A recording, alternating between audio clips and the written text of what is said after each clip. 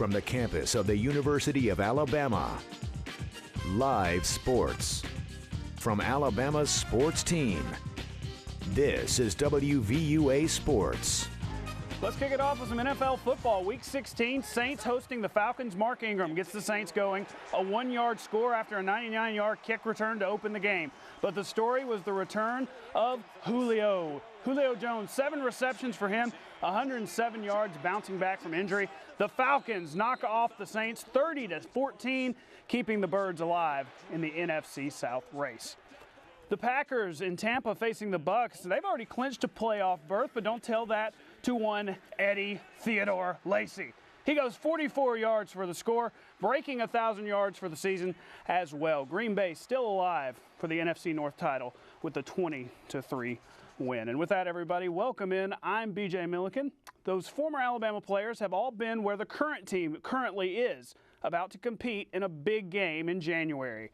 The Tide practiced again inside today. They'll have one more day of prep before taking a break for Christmas. The players and Coach Saban have begun working on Ohio State, and according to them, they see similarities between the Buckeyes and a certain SEC West rival.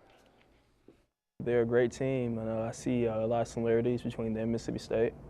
And they like to establish the run game, and they have a great group of receivers, and they like to get the ball out here in space and just make big plays. There is a lot of similarities to when Dan and Urban were together at Florida, but I think the way they do it, they have their own style of doing it, and I think they've progressed. And this is a very, very good offensive team that has been very, very productive. Congrats are in order for 3 former Crimson Tide players. They are part of the class of 2015 for the Alabama Sports Hall of Fame. Former Tide quarterback Jay Barker and hoop stars Enos Watley and Derek McKee, part of an 8-man class, including Evander Holyfield. That's right. Man with one ear. Alabama's men's basketball team was at home one more time before Christmas break. They hosted Appalachian State tonight at Coleman Coliseum. And you know, the kids, they're hoping for a good show before the Tide hits the break, and they got it early on, though, from App State. Jacob Lawson with a throwdown. Mountaineers led by as many as 9. Anthony Grant's group did not lead until the second half, and this was a huge play.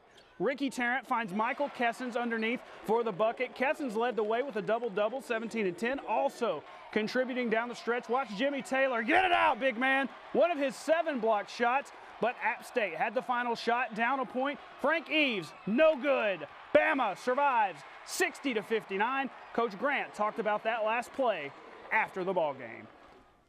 They hurt us in the first half with kind of a loop action they ran, getting the ball to the rim.